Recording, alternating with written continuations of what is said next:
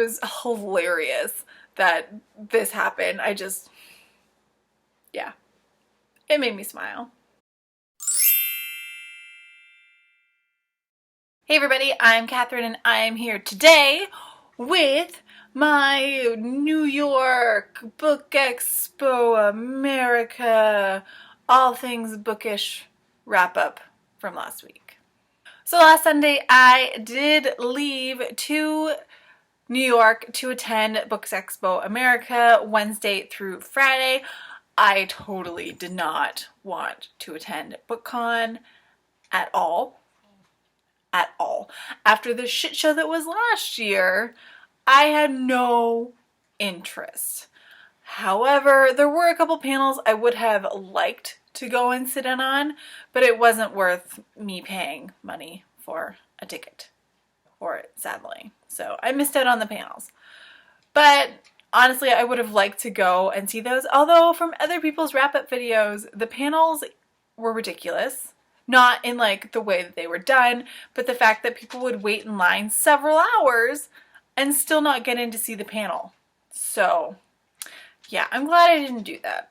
Last week started with 6 of us all traveling different ways pretty much to get to the city. We didn't have a lot of luck as far as travel went. I almost missed my flight, my connecting flight going there.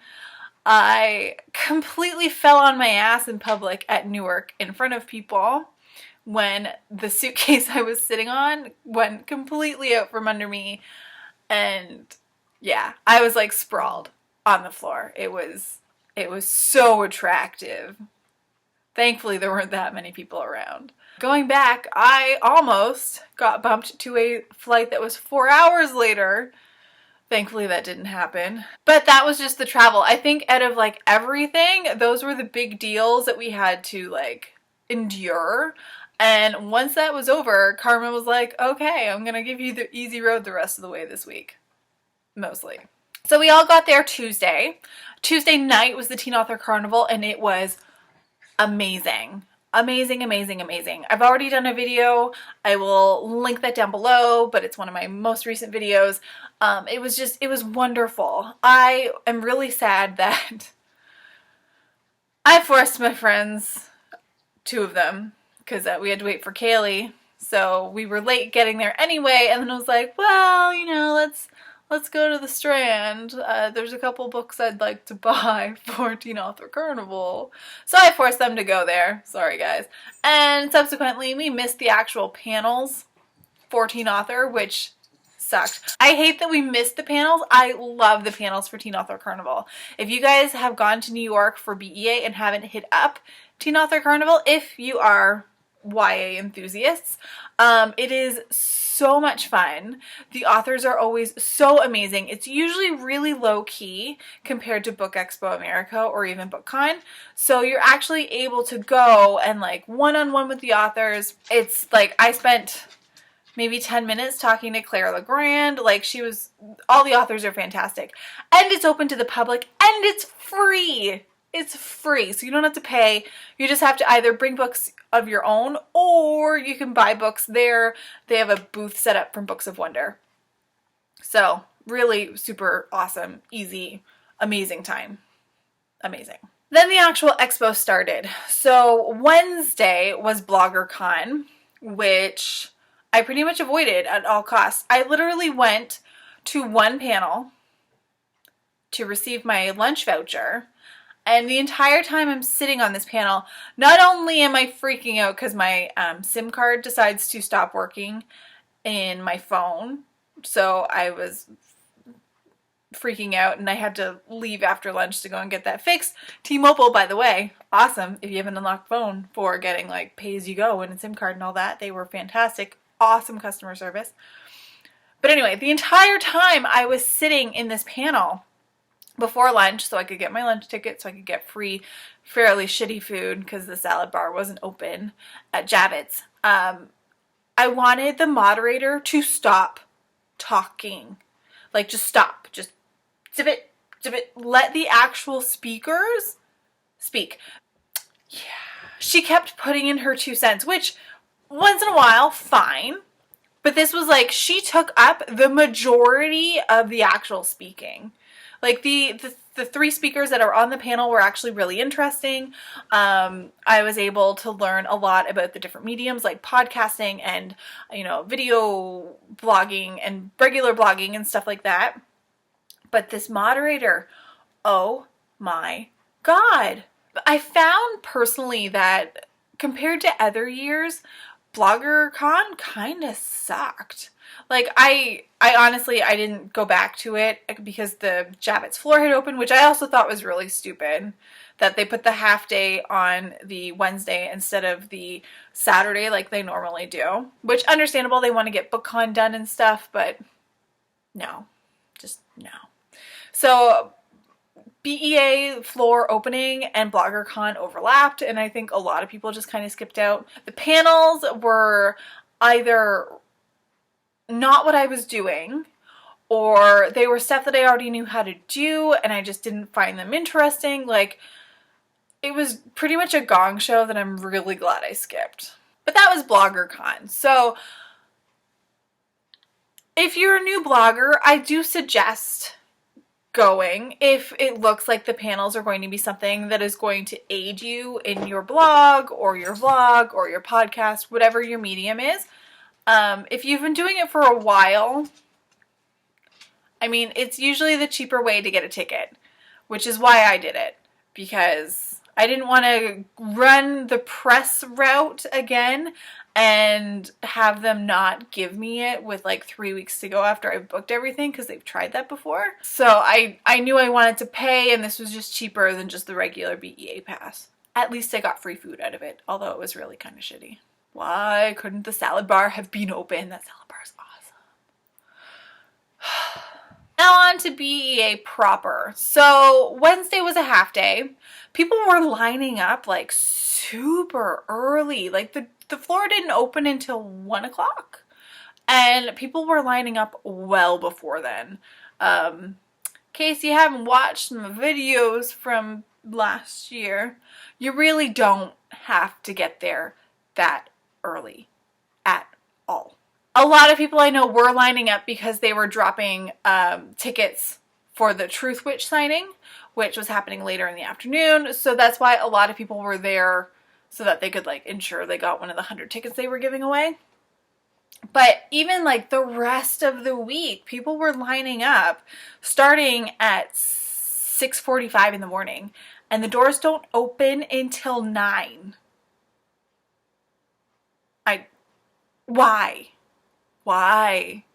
Honestly, I rolled in most days at 9 o'clock or like a couple minutes after, and I got everything everyone else got. I didn't have to wait in line. I didn't have to get up super early. If I did get up super early, I could take my time and get ready. So, yeah. However, I have had years in the past where I've commuted in from not Manhattan or being really close to Javits. So I can understand if you're coming in from Jersey or Queens or like the Bronx or Brooklyn or somewhere that's not centered around Javits, wanting to get in really early just to ensure that you get there on time. Yeah. Or if you're coming in to pick up one of the daily tickets that the ticket booth opens at 7, then of course you're going to be there super early. So I mean, why not just line up anyway? But I don't think that's what a lot of these people were doing. So Wednesday of actual BEA, I had no game plan at all. I didn't care about the Truth Witch drop. You know what? If it's something that I want to read, I'll read it later. I actually think it'll be really awesome on audio, but that's just me. I had no major authors who were going to be there that I really wanted to go see that day. So basically, I went off by myself, or I followed my friends around and I just did whatever was on their schedule. I went and I talked to people in the publishing booths. Like, I just kind of winged it for most of the week. Like, I didn't care about scheduling this year. It was actually really nice and really freeing. Of course, this didn't stop me from bringing back like 6 or 7 books from that first day, including the hardback Illuminae arc, and that sucker was heavy to carry, like really heavy. So yeah. So day one, bit of a bust. I mean, it was nice to actually get a chance to talk to people in the publishing booths. I find in years past, I haven't done that as much.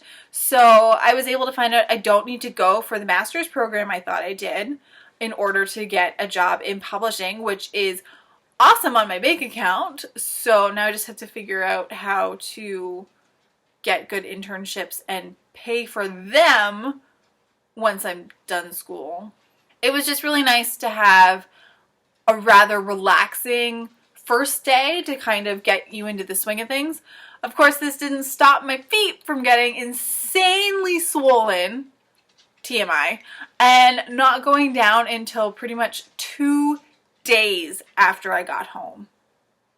Yeah, my feet had it rough last week.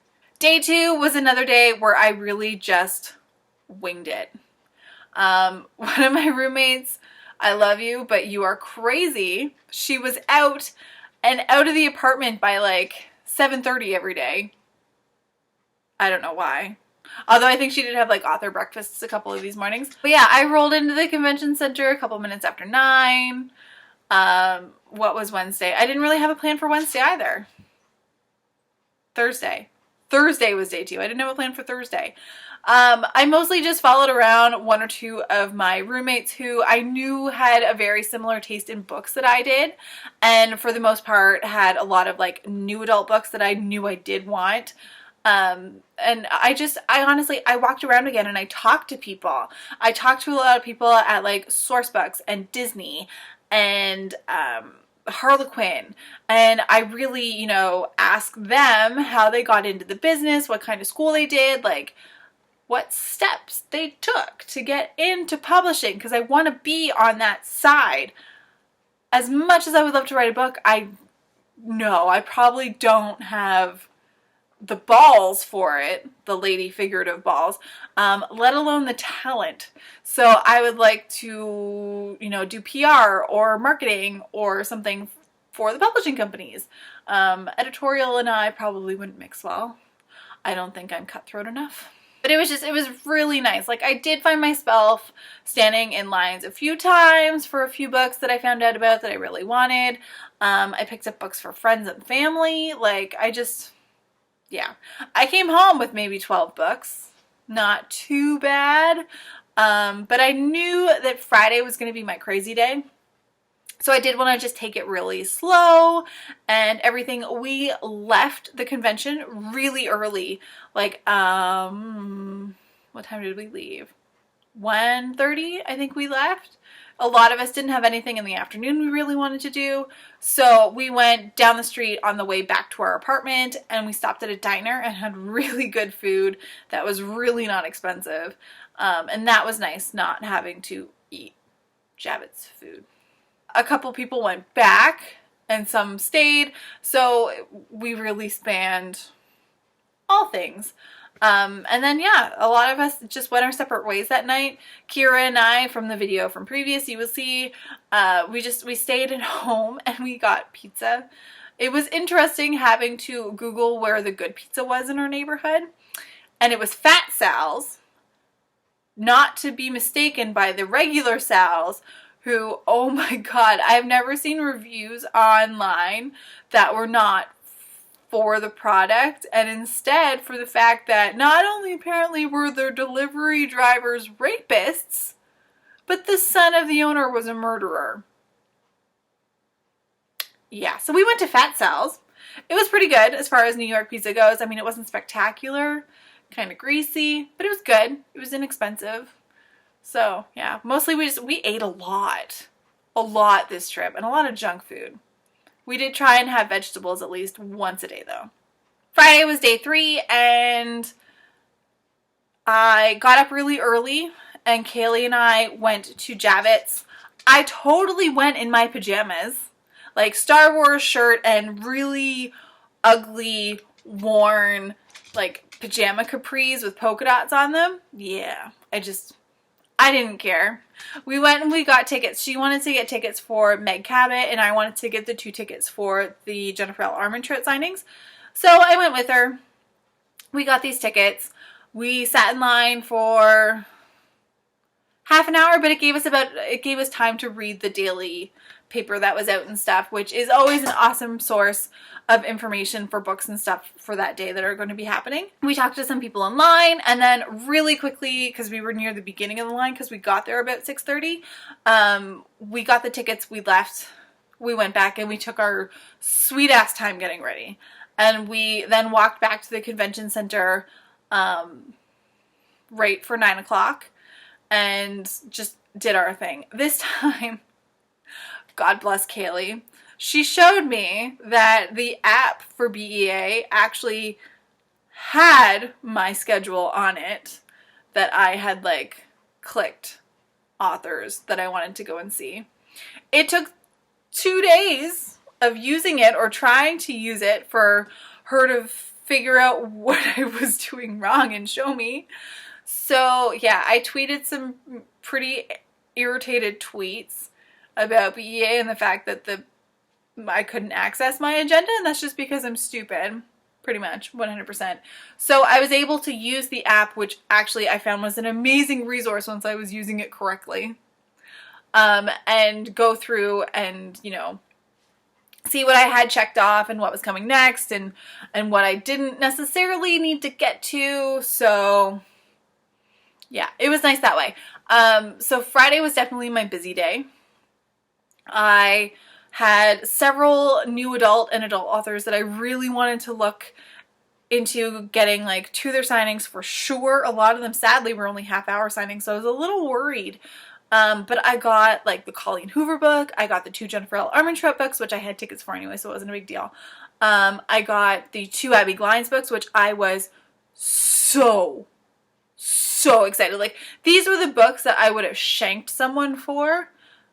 And yeah, I was close to the beginning of the line for both, so I was really happy. I got the K.A. Tucker book, which I was really excited to get. There were some other really big names on Friday too, so I went to what I wanted to go to. I also took the time out that day to go and talk to people, and again, I had a break at the same time as one of my roommates.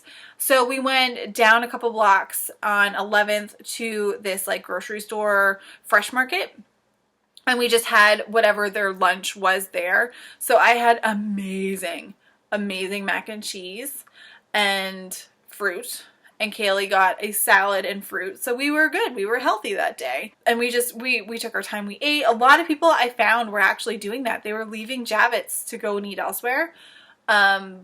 So that was good. Like, we always took our name tags off after we left Javits because it's New York and people don't need to know what your full name is and where you live.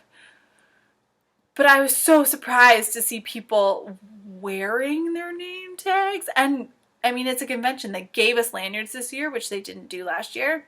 So like half a dozen people in one place with the same lanyard on and their names and hometowns and way to find them online, like prominently displayed for crazies to look at. Like, that was kind of creepy.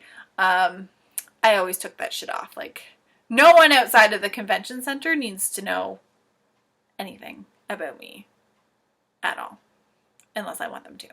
But leaving for lunch was definitely the best idea we had that day. It fueled us for the rest of the day because we were there until pretty much the close. A lot of booths were getting taken down by the time we actually left. And yeah, it was an all-around good day. I was able to meet some amazing people while waiting in line on Friday. And I got a lot of their business cards. I don't remember any of their names. I'm sorry if I met you. I am horrible with names to begin with. I enjoyed every person I met. We had awesome conversations. I know there were times that I just kind of like jumped into a conversation with people, so I'm sorry if that was like really either rude or just weird. But I mean, you're waiting in line together and you're talking about stuff that you all love. It was definitely just like really nice. I have heard that other booktubers had slightly negative responses from people when they found out that they were booktubers. I personally didn't experience that. If anything, I gained a lot of followers on here from BEA because I gave my card out to people, and I'm like, oh yeah, I've switched and I do my reviews on YouTube now. So people were really, really nice about that, but I do understand the roots behind the whole vlogger versus booktuber. So yeah. But for the most part, I mean, everyone was super nice. There were no crazy stories from this year that I can think of. I discovered this year that pockets are key. I don't know if it's just something that I took for granted years past, or I just was, I don't know what, and didn't realize.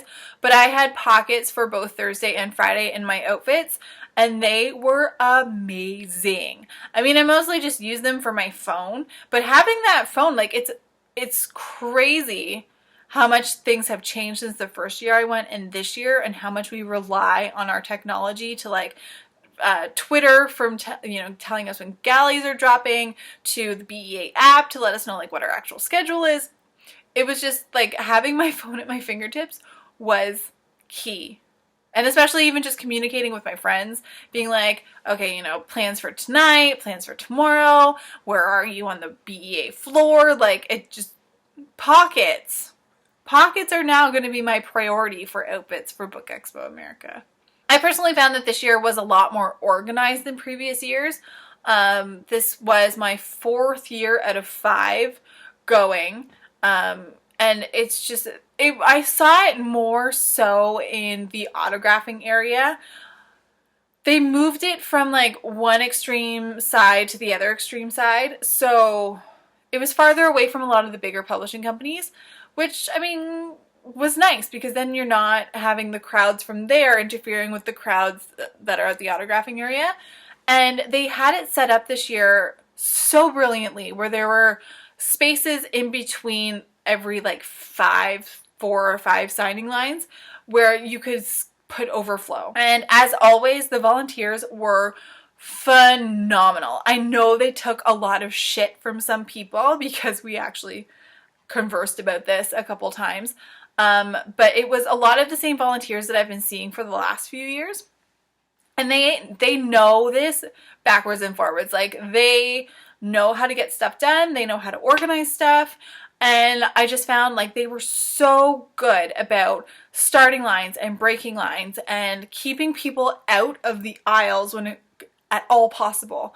So I really appreciated that as someone who was going, the fact that they were, kind of listening to issues that have been going on in the past and, really taking that into consideration. It went so smoothly. Like, I don't think there was ever a time, with the exception of them, like, needing to make lines bigger, where it wasn't really easy in the autographing area. Sometimes autographing in the booth and the galley dropping was a little different, but even that I found compared to previous years was a lot more organized. And I think it had a lot to do with the fact that the crowds were a lot sparser and further separated than they have been in years past. So there wasn't the like craziness of the autographing area right next to major publishing booths, and crowds weren't getting mingled that way, so it wasn't like a complete shit show all over the place. I even found too that compared to previous years, the publishing booths were a little better at organizing stuff, especially with galley drops. They were really good at creating lines so it wasn't always just a free-for-all. Some publishing companies were a little better than others, of course, as, I mean, that's just going to happen. Then some are going to do stuff better than others. But for the most part, like, everyone was really good and really polite. There were a couple times where you could tell the week was just getting to the people in the booths and they just wanted to be left alone a little bit. Something in the size of BEA, that's not going to happen. So I was even thanked on multiple occasions for asking if I could take a copy of a book before actually taking it. I felt really weird being thanked for just, I don't know if it's just being Canadian or just generally, you know, my mother taught me how to act in public. Like there were even books that you knew they were out for drops, or you knew they were out just for people to take because they were extra copies. I still asked to be thanked for something like that, and I wasn't the only one that this happened to. I think it was Jamie from Broken Bookish, one of the very few times that we actually like passed each other and were able to say like 2 words to each other. I'm pretty sure she was also thanked for the same thing. I don't understand people not asking and just taking stuff. Yeah. There was one instance where we asked about a book because there were multiples out and we weren't sure. It was the end of the day and they didn't necessarily want to give it to us, but instead of just saying no, which, I mean, they totally could have, they gave it to us and then like hid the rest. So yeah, anyway, that was, One thing I did really notice with the publishing houses was there would be times where I would honestly like see a book that they were showing people, whether it was for a signing or a galley drop or whatever, and I just wanted to see what it was about. Like it wasn't even about wanting a copy, it was just simply being curious because the cover looked good or I thought I recognized the author or something, and I would go up and I would be like, can I read the back of this? Can I read what this is about? And there were a couple times where it happened where I kind of got a little bit of a snarky retort, mostly because I think they were thinking of like me just wanting it and grabbing it, and there was a line. Like all of these instances, there were very clear lines that people were standing in. And I would explain them like, no, like I just want to see what it's about. Like I just want to read the back. Is that okay? And then once they realized that I didn't want to just have the book, they were really nice and like almost apologetic, like, oh yeah, sorry, here, like read, it's a really awesome book. And then I would read it and I'd be like, eh. And sometimes I would get in line for it and sometimes I wouldn't. It was a very interesting like defense mechanism that they were having in place. I think after just so many people kind of just like asking to see the book and then trying to walk away with it or something, or just grabbing at the books in their hands. I don't know, it goes with being thanked for asking to take a book. Like I don't understand where something went wrong, where common decency and courtesy just went right out the window.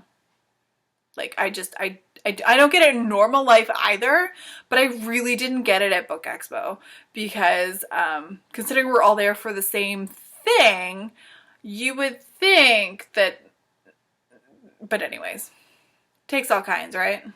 I was really impressed by myself this year. I only came home with maybe 30 books from Book Expo America. Of course, I supplemented this with books I got on one of my multiple trips to the Strand, but I justify those, so it's all good.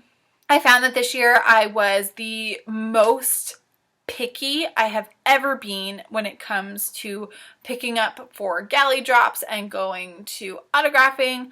I mean, there were still books that I grabbed that I don't necessarily need, but they are ones that always interested me. There were plenty of times where I would go and pick up a book and read the back of it and be like, eh, and then just move on, even though there was a huge pile of them. One of the more interesting things that happened was the crazy pigeon that was in the autographing area on like Thursday, I think.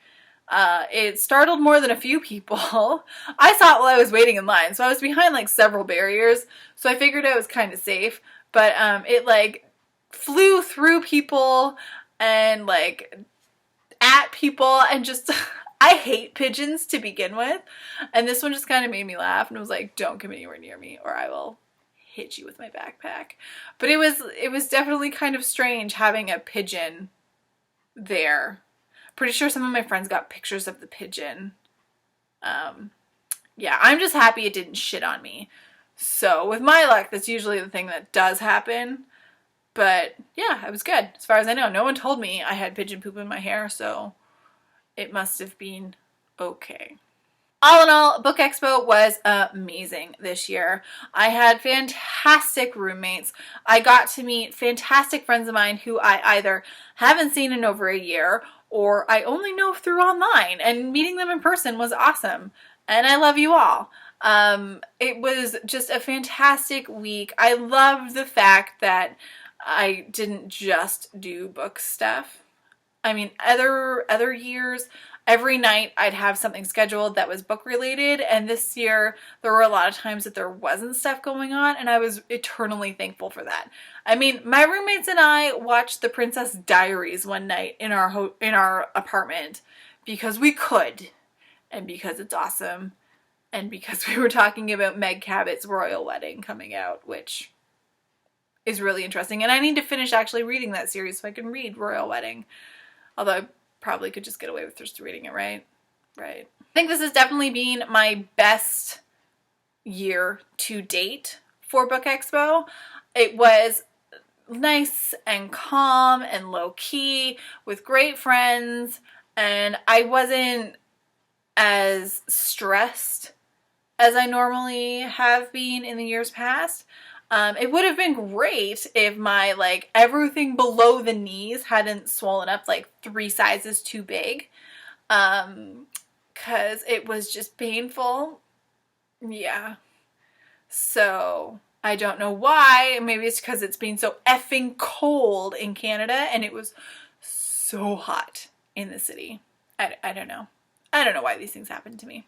But I was able this year to actually, you know, get together with friends and have dinner and not worry, which is fantastic. I was also able to see family, my amazing, amazing sorority sisters, and my actual, like, biological family who live there. So it was very much a vacation for me, even though it was also very much like work related, because this is eventually what I want to do. I would love to be those snotty people in the booths one year. Only I wouldn't be snotty, I don't think. Who knows? I can be a real bitch sometimes. I'm not gonna lie. Customer service kills the soul, and I've been at it for a long time. I don't know yet if I'm going to be going next year since it's in Chicago, although Chicago would be pretty awesome because it's a lot closer to me than New York is. I could easily drive there. But I don't know. My friends and I were talking. There's a romance convention in Las Vegas next year. So that would actually be really fun and probably cheaper to go to than Book Expo next year in Chicago. Hopefully if you're watching this and you went to Book Expo this year or BookCon, you had amazing, amazing experiences. I really hope none of you had negative ones, for the most part anyway. I mean, there's going to be shitty parts to everything, so hopefully you didn't get a lot of them. Leave comments down below if you went, or if it's something that you have on your bucket list you'd want to do, because it's awesome. If you are ever thinking of going, I do have an entire playlist of videos that I've done about Book Expo and all things related that span several years of experience. So take a look at those. See if you want to go. It is a wonderful, wonderful thing to do, especially if this is something that you like not only doing as a hobby for reviews and stuff, but also if it's something that you want to do with the rest of your life, like I do eventually, because I need to get out of customer service before I kill someone. No joke. Like, no joke. I'd also just like to be, you know, surrounded by books every day. More than I already am, because yeah. So this video is already super crazy long. So I'm gonna end it. So yes, until next time, guys, happy reading. My eyeliner is on point, I think. I don't actually have my glasses on. Looks good though.